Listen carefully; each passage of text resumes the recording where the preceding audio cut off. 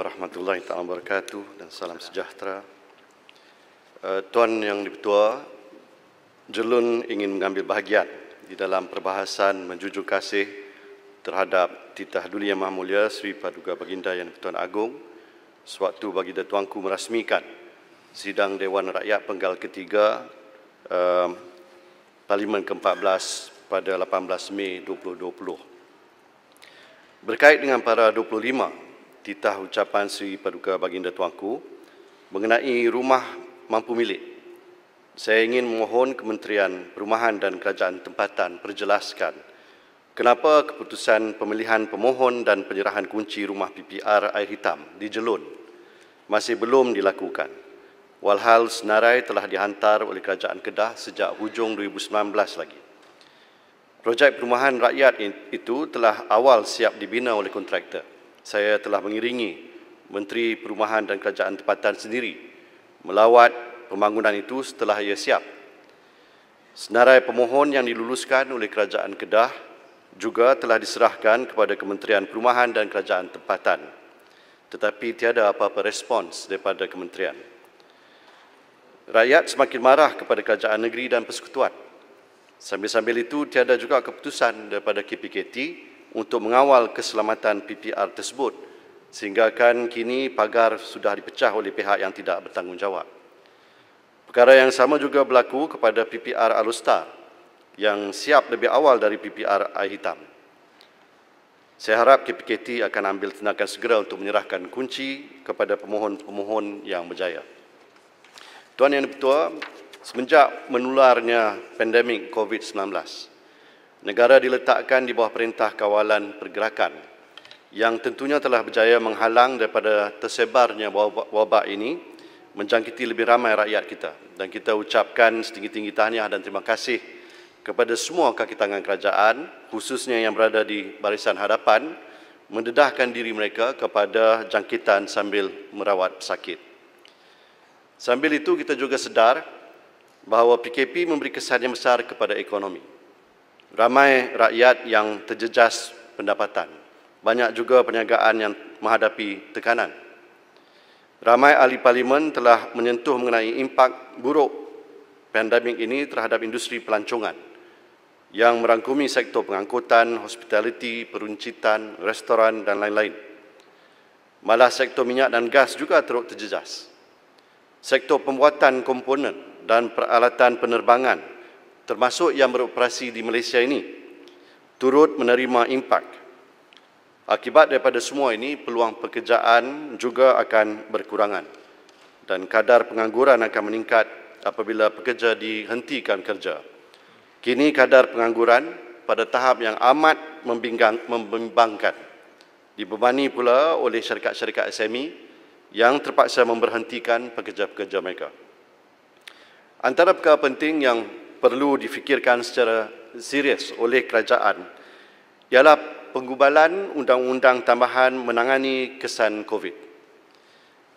Banyak syarikat menghadapi masalah apabila tidak dapat memenuhi tempahan akibat daripada PKP.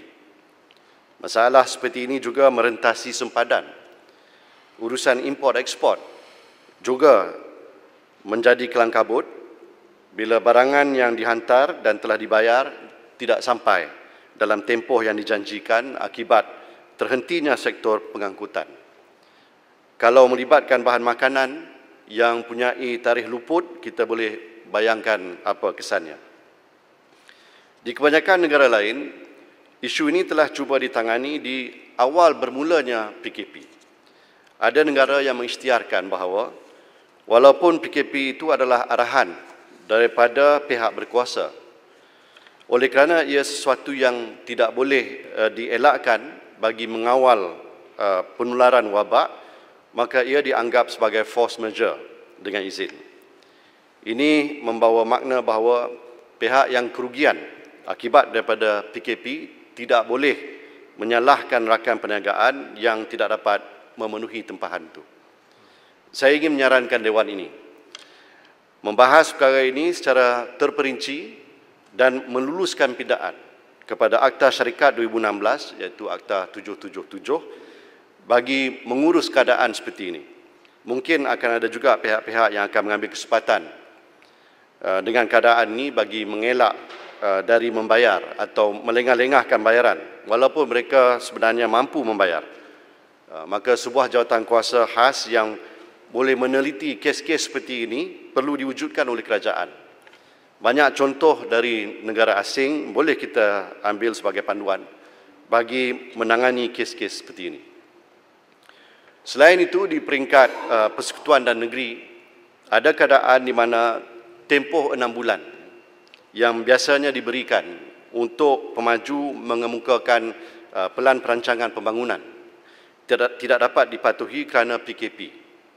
Dalam keadaan di mana projek yang terbabit memberi manfaat besar kepada rakyat, saya mencadangkan agar tempoh yang diberikan untuk pemaju mengemukakan pelan perlu ditambahkan kepada setahun atau lebih lain tempoh yang dirasakan munasabah.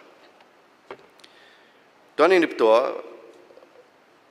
para 33 dalam titah ucapan Sri Paduka Baginda Yang Di-Pertuan Agong, dan saya sebut di sini, apa juga pelan dan program ke arah pembentukan sebuah negara maju yang stabil, lagi makmur, tidak akan tercapai jika negara terus dibelenggu dengan amalan rasuah. Justru pelaksanaan program pembangunan berteraskan amalan integriti dan tadbir urus yang baik adalah penting bagi mencapai pertumbuhan ekonomi yang mampan serta demi menjaga kesejahteraan rakyat dan negara. Baginda juga menggesa agar kerajaan untuk terus komited dalam melaksanakan pelan anti rasuah nasional, dan Baginda menyeru semua pihak untuk mendukung aspirasi ini agar setiap agenda pembangunan negara tidak terhakis oleh amalan rasuah, penyelewengan dan salah guna kuasa. Tanamkan di dalam minda masyarakat semenjak di bangku sekolah lagi bahawa rasuah adalah jijik, kotor dan wajar diperangi habis-habisan. Ini satu titah pesanan yang sangat dialu-alukan oleh rakyat. Tidak keterlaluan jika disebut bahawa punca kebanyakan masalah di dalam negara ini ialah apabila tindakan pecah amanah menggagalkan keberkesanan sesuatu dasar yang baik. Antara pendekatan yang diambil oleh Kerajaan Pakatan Harapan dahulu ialah untuk mengarahkan semua ahli parlimen mengikhtiarkan harta. Dan pengikhtiaran ini akan didedahkan dalam laman web SPRM untuk tatapan umum. Setahu saya, semua ahli parlimen PH membuat pengisytiharan itu, manakala beberapa ahli parlimen pembangkang ketika itu juga meneladani contoh baik PH itu. Malangnya, laman pengisytiharan harta yang dulunya memaparkan ke semua harta ahli parlimen dari Perdana Menteri hinggalah ke backbencher biasa, telah pun dipadamkan dari portal SPRM. Kini yang terpapar di dalam laman tersebut ialah ayat, portal pengisytiharan harta ini ditutup sementara bagi kerja-kerja penyelenggaraan.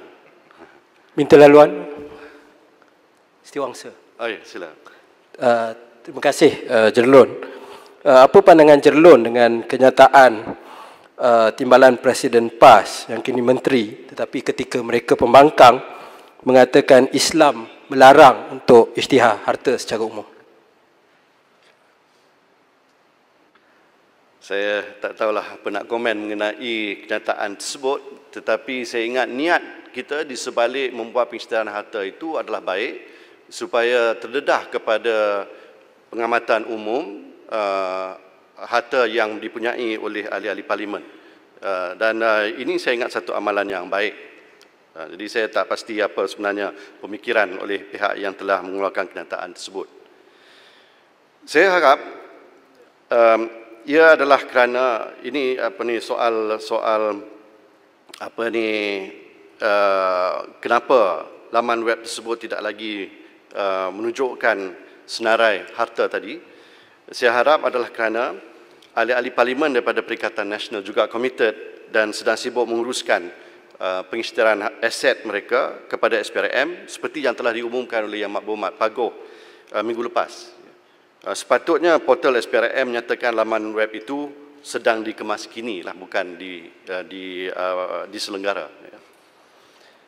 Antara janji yang dibuat oleh Yang Amat Berhormat Paguh apabila hendak merampas kuasa kerajaan dari PH ialah bahawa kes-kes jenayah rasuah, salah guna kuasa dan penyelewengan yang melibatkan ahli parlimen, pemimpin politik dan ahli keluarga mereka akan diteruskan sehingga sabit kesalahan. Itu sebabnya penting setiap ahli parlimen isytihar harta kepada SPRM untuk dipamerkan dalam portalnya. Menarik juga saya ingat apabila rakyat dapat melihat tahap kekayaan ahli-ahli parlimen kerajaan ini, yang antara lain ada yang menganggap 2 juta ringgit itu sebagai duit poket. Tuan Yang Di-Pertua, satu lagi pendekatan yang digunakan oleh PH dulu ialah untuk mengurangkan jumlah ahli politik, khususnya ahli parlimen, yang dilantik ke jawatan-jawatan GLC. Ini dilakukan secara menyeluruh, ya, walaupun tidak 100%, saya akui. Di jawatan-jawatan penting, agensi kerajaan dan GLC, PH melantik tokoh-tokoh yang mempunyai merit dan kewibawaan yang tak dapat disangkal. Jumlah wanita yang dilantik memegang jawatan-jawatan penting juga sangat tinggi, ya, berbanding zaman Barisan Nasional dulu dan Perikatan Nasional sekarang.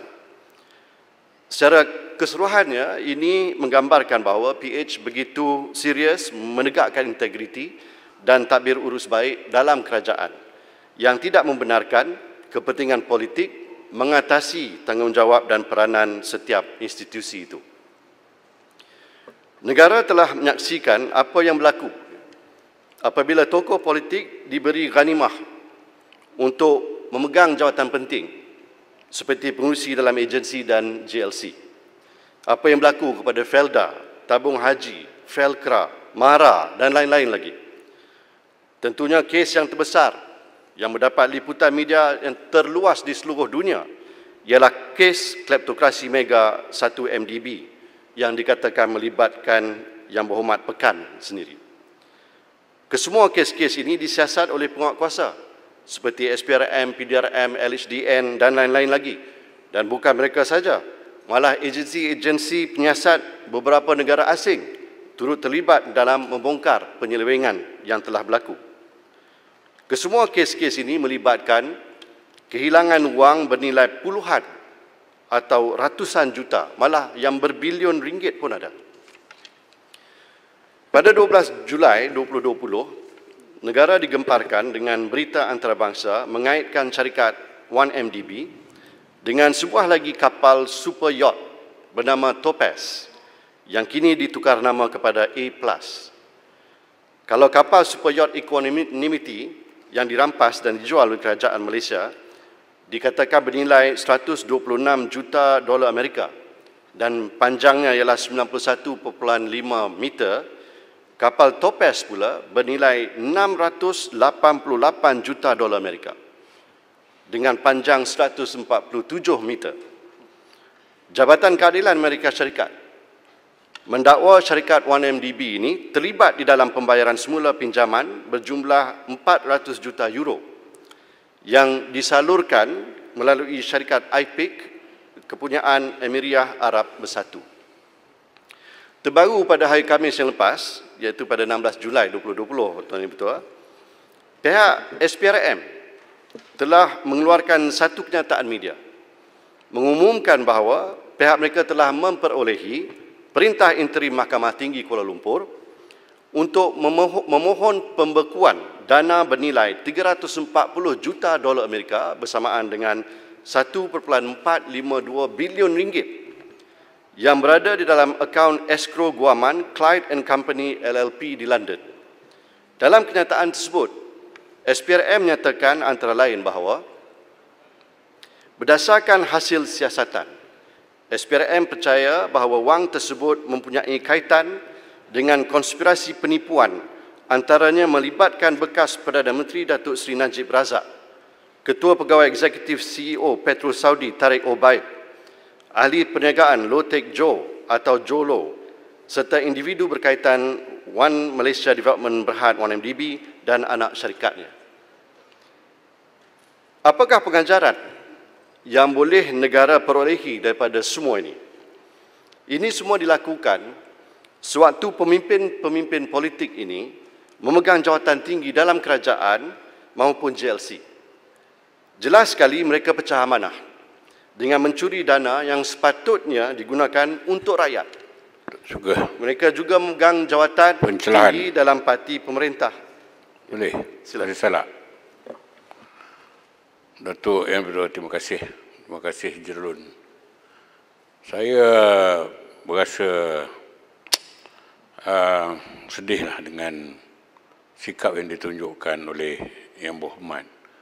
Balik-balik cerita Datuk Najib 1MDB, Datuk Najib 1MDB.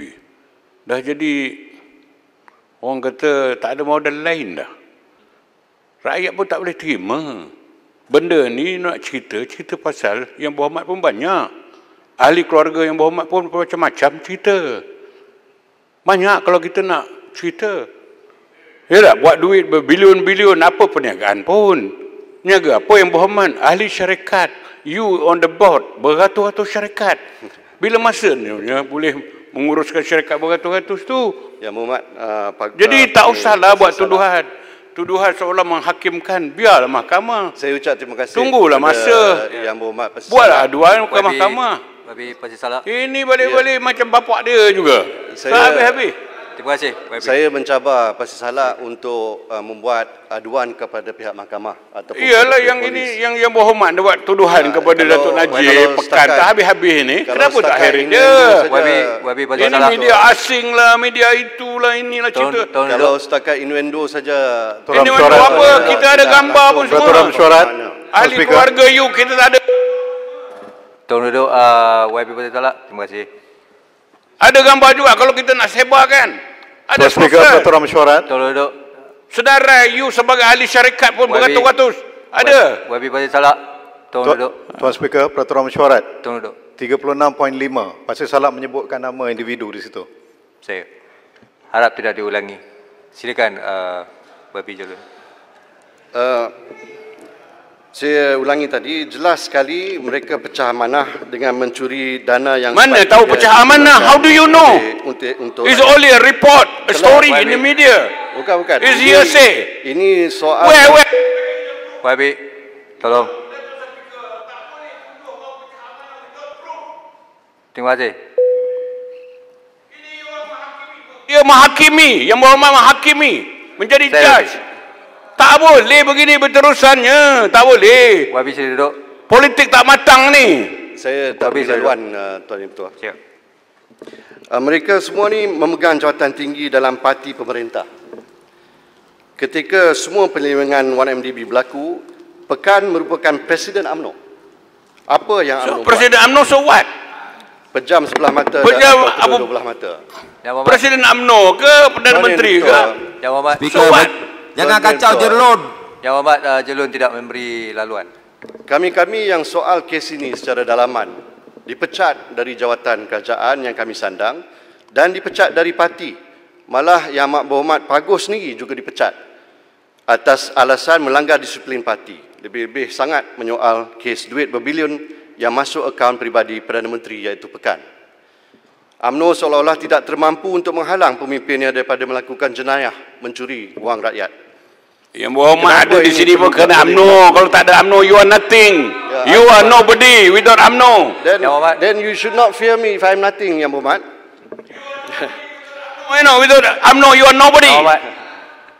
Kenapa ini boleh berlaku pada sebuah parti yang kononnya memperjuangkan agama, bangsa dan tanah air? Saya ingin mencadangkan agar mana-mana parti politik yang melanggar perlembagaannya sendiri dalam menghindari pemimpin tertinggi parti dari melakukan jenayah perlu diharamkan oleh ROS. Kalau tanggungjawab semak dan imbang tidak lagi wujud di dalam parti politik, lebih-lebih lagi lah parti pemerintah, sehingga boleh menyebabkan huru-hara kepada negara, maka parti itu wajar dibubarkan, Tuan Yang Ketua. Kerana keseluruhan kepimpinan dan ahlinya gagal melaksanakan tanggungjawab. Kini perkara yang sama seolah-olah berulang kembali. Sekali lagi ahli-ahli parlimen dilantik menerajui JLC. Tujuan bedak ghanimah ini pula untuk mendapat sokongan ahli parlimen bagi mempertahankan kerajaan pintu belakang Perikatan Nasional ini. Saya ucap tahniah kepada 109 ahli parlimen di sebelah sini yang terus berprinsip mempertahankan amanah yang diberikan oleh rakyat. Entahlah, kalau majoriti tipis 111 yang ada pada belah sana dapat dipertahankan menjelang Kalah juga 28 Julai ini. Tak ada pintu belakang, rumah sudah rubuh. Adakah tidak mungkin kes pecah amanah seperti yang berlaku dulu akan berulang lagi dengan lantikan terbaru ini? Seri Paduka Baginda Yang Pertuan Agong sudah berpesan kepada kita untuk pastikan agar agenda pembangunan negara tidak terhakis Dengan bakar rumah sendiri. akibat rasuah. Ya. Kini kita dengar pengumuman bahawa seorang ahli parlimen yang baru dilantik pengurusi agensi pertanian di bawah Kementerian Pertanian hendak membelanjakan 100 juta ringgit untuk bina sebuah pusat penyelidikan di kawasan parlimennya. Belum sempat 3 bulan dalam jawatan, sudah boleh mencadangkan perbelanjaan ratusan juta ringgit. Ada juga berita bahawa projek ECRL akan kembali kepada bajet asal antara 49 hingga 69 bilion ringgit apabila terowong di jajaran lama merentasi Ridge Quartz, Klang Gates di Banjaran Titiwangsa hendak ditembusi. Bayangkan berapa banyak projek-projek yang boleh memanfaatkan rakyat yang mampu dibangunkan dengan duit sebanyak itu. Berapa banyak hospital, sekolah, universiti, lebuh raya tanpa tol dan lain-lain boleh dibina dengan tambahan 20 bilion ringgit yang diperlukan untuk jajaran lama ECRL. Berapa banyak beasiswa boleh diberikan kepada pelajar-pelajar kita. Berapa ramai usahawan-usahawan muda boleh dibantu untuk menceburkan diri dalam alam perniagaan. Saya harap kerajaan akan pertimbang semula cadangan untuk menaikkan kos projek ECRL akibat daripada penggunaan jajaran asal itu.